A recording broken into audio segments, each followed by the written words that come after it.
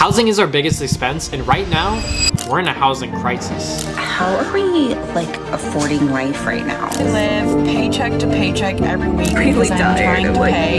We're trying to afford a roof over our head. Gone are the days where a median income worker can afford a 3-bedroom house, 2 kids, and a stay-at-home spouse. So instead of reminiscing on the good old days, blaming the government, corporations, or anyone else, I'm focusing on what I can control. And for the past 8 years, I've never paid full price for housing. So today I'm gonna take you to all the places that I've lived for the past couple years and tell you how I've been able to find affordable housing as a 20-something-year-old living in Cincinnati. And I've definitely had to get more creative as time has passed and housing prices continue to rise. But this is gonna be a fun trip with actionable tips, so let's go.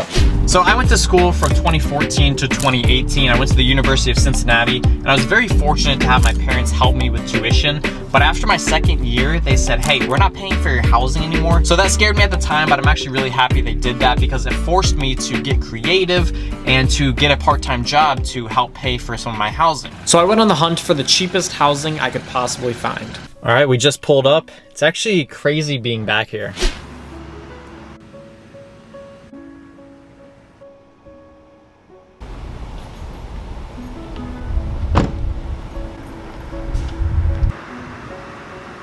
So yeah, this was my first off-campus housing. It's about a 20-minute walk to campus, and that's my first biggest tip, is to find off-campus housing. I know students who are paying $1,200 per month to live on campus. Meanwhile, I was paying $375 per month for my room in this place. It's also because I had 2 other roommates, which is another huge hack when finding affordable housing. Get roommates so you're not paying full price for housing. You can cut your rent in half or even a third by finding some roommates. It's just so weird being back. It's nostalgic for sure.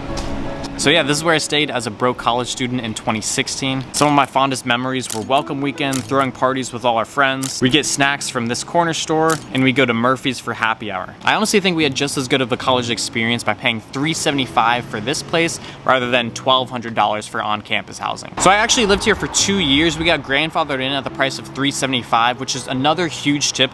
Try to rent from private landlords because private landlords will actually keep your price the same if you're a good tenant, if you're a clean tenant, rather than some of the large corporations where they tend to increase your prices significantly. Now let's just go 5 minutes up the street and show you the next place. One of the biggest things I've realized is that it doesn't matter actually where you live, it matters who you live with or what type of community do you live in. I'll tell you from firsthand experience, like these college towns aren't the cleanest, you know, my house wasn't the nicest, but I was living with really, really fun people that I liked living with. And I really think that's why people love college towns, or they love New York City even. They usually aren't the nicest places to live in, but we love living there because we love the people. So let's check out this next place that I lived at. Oh my gosh, here we are, the big yellow brick house. Oh man. But here we are at the yellow brick house. It's still about 15 minutes away from campus, so still cheap prices. And I didn't have 2 roommates, I had 8 roommates. So this was a 9-person house, and I was living in the basement for $440 per month. And it's just so funny to think about, like I was 22 years old living in here. I didn't really care where I lived, even if it was in a basement. I just wanted to save some money. So they weren't the best conditions, but I did have the best roommates. They turned into lifelong friends. I'm still friends with them to this day. So yeah, if you're a college student, just live like a college student. I'm paying $440 here when other people were paying, you know, $1,200 up there. Now, this wasn't part of the original video, but I was soaking up some old memories of the house when the most unexpected thing happened to me.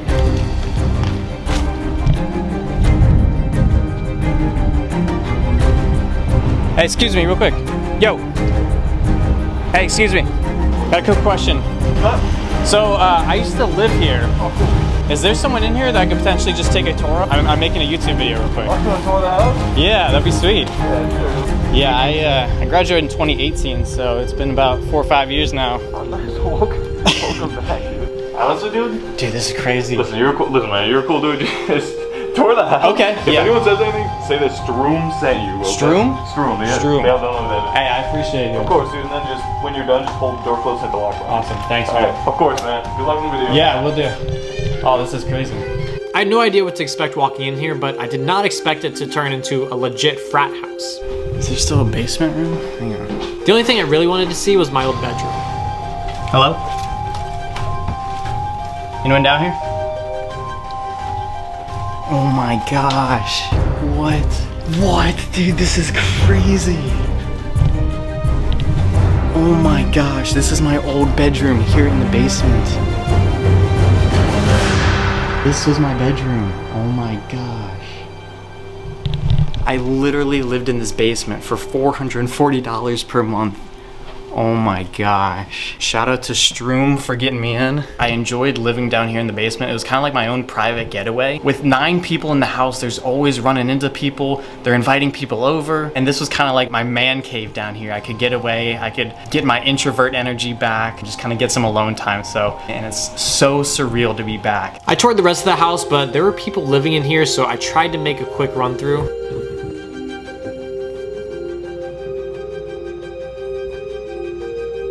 All right, I think it's time to go. I don't want to overstay my welcome.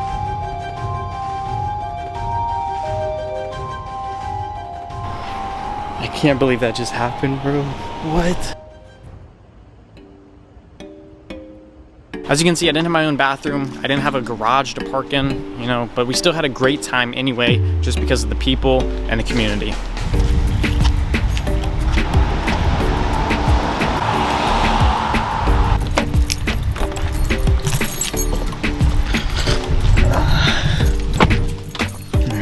We're back.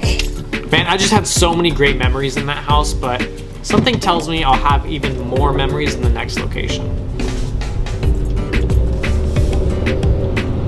But we've actually got a 2-hour drive to our next place of residence, so I wanted to talk about a term that I resonate with a lot. It's called hedonic adaptation. Hedonic adaptation basically means that you always come back to your normal levels of happiness. For example, if you bought a luxury condo, it's got a ton of space, it's got a view, it's got a pool.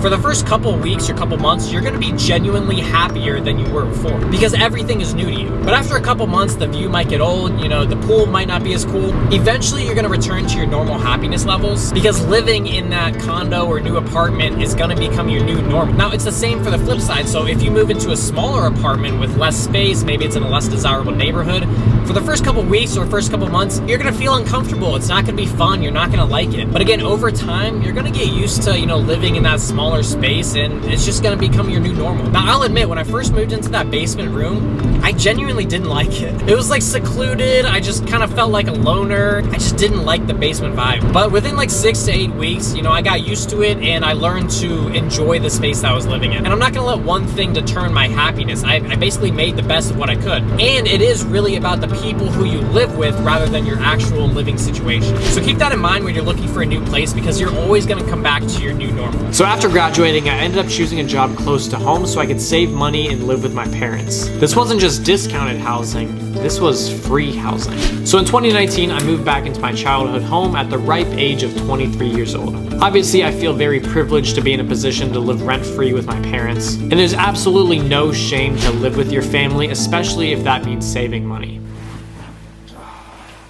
So I'm currently in my childhood bedroom. Yeah, I lived here from 0 to 18, and then I lived here for a year when I was like 22, 23, right after college. So I never really miss coming back. It's always nice to be home. So I lived with my parents for an entire year on a $46,000 salary. I saved about $20,000 because I didn't have to pay rent. Again, I'm just so grateful to have them in my life. Eventually, I got a new job in Cincinnati, so it's time to move out of my parents and find another place to live. I really wanted to buy a house, but I hadn't toured any homes or really understood the market, so I decided to find a short lease until I could find a more permanent place.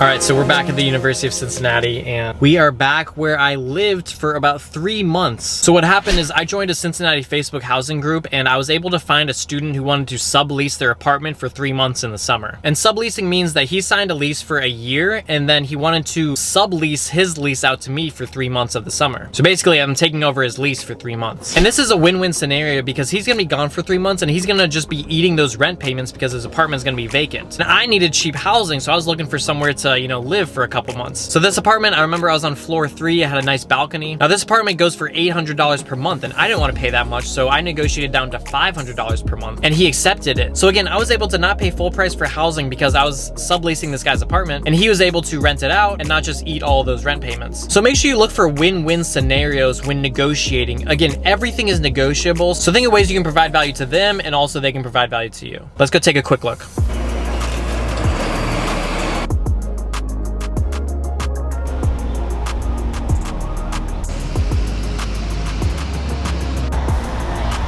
So that was my apartment on the 3rd floor right there. I mean, for $500 a month, this place was actually really nice. Now, I only lived here for 3 months, but this was definitely the nicest and most expensive place I ever lived. And in that 3 months, I actually had my car broken into because I was parking on the street. I didn't want to pay for garage parking, but my car was broken into. Luckily, I didn't have any valuables in it. I think they just stole my car charger and like the port or whatever. I guess that's the price you pay for not getting a garage spot. It only happened once, although my bike did get stolen one time, but that's another story. So by this time, I'm 24 years old, I'm living in this subleased apartment, and while I'm doing that, I'm looking for houses to buy. But I'm not just looking for any house, I'm looking for something I can house hack. So I recently read Scott Trench's book, Set for Life, and he introduced the term house hacking into my vocabulary. House hacking is when you buy a house and then you rent out a portion of the house. So for example, you could buy a single family home and rent out extra rooms, or you could buy a multi-family property with multiple units and live in one unit and rent out the other units. And that's exactly what I did. In July of 2020, I bought this duplex. I lived in one side and I rented out the other side. The benefit of doing this is that it significantly lowers your housing expenses because you have other tenants paying off part of your mortgage. So now I get a heavy discount on housing again. Let's check it out.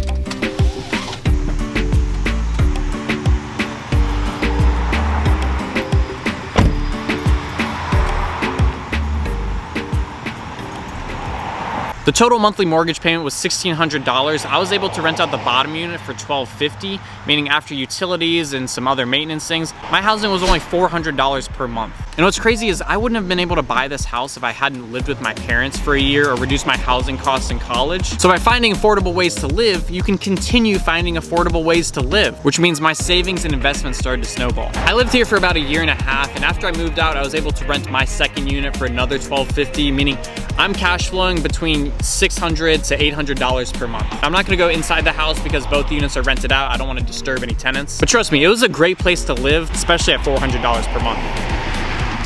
I also wanted to break down a common misconception. You don't have to be handy to own real estate. I don't consider myself handy at all. I remember the first call I ever got was fixing a garbage disposal, and I had no idea where to even start, so I just went on YouTube, I watched some videos, I tinkered around, and I figured it out. I ended up fixing the garbage disposal. And that was a huge win for me. It was like, wow, I think I can actually do this. I think I can actually own real estate. And any of the bigger projects, obviously I hire out. Like, I'm not gonna do my own plumbing. We all know how that first experience went. But this is more of a self-development tip than a finance tip. Do hard things that push you out of your comfort zone, because when you do them, you're actually gonna feel accomplished. You're gonna gain self-confidence by doing that. So do hard things, push yourself out of your comfort zone, and you're gonna be amazed at what you can accomplish. And so now I'm gonna take you to my final and current apartment. After I moved out of this house, I actually moved in with my girlfriend into her apartment. She's my fiance now. We've been together for almost 4 years. But there's 2 huge reasons why we wanted to move in together, so let's head over there now.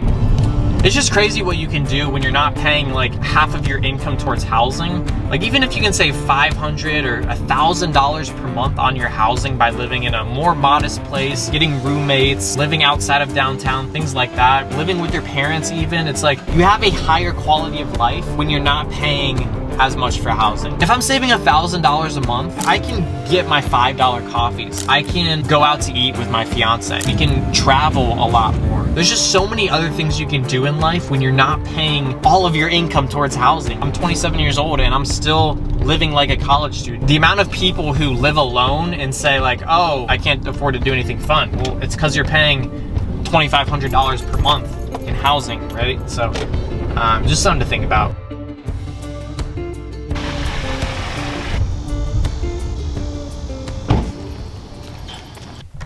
All right, so we're back at the current and final place of residence right now. This is Paige and I's apartment right now. Let me step out onto the balcony. There's better lighting out there. All right, so the first reason that we wanted to live together is that we wanted to see that we could live together before we got married. We wanted to see, you know, our habits and how we could live together and if we would actually enjoy living with each other before we actually tied the knot. Now, obviously, that's a personal decision between every relationship, but I think it's really important to really get to know your spouse before you actually marry them. The second reason we wanted to live together is that we'd actually save a lot of money by doing so. So if she had her own apartment, she would be paying $1,200 per month. If I had my own apartment, I'd be paying $1,200 per month. That's $2,400 that we're spending collectively on rent. So instead, we actually got a 2-bedroom apartment that's $1,600 per month. We're actually saving $800 per month by living in a 2-bedroom apartment rather than having our own 1-bed apartments. So again, it's just another way that you can find cheap or discounted housing. Try living with your significant other. Could be a hot take, but You'll find out sooner rather than later. But that's the end of our tour, and believe me, next time Paige and I move, we're not gonna pay full price for that housing either. And honestly, that may be sooner than you think, so make sure you subscribe, stay updated. Now it's time to get out. Get out.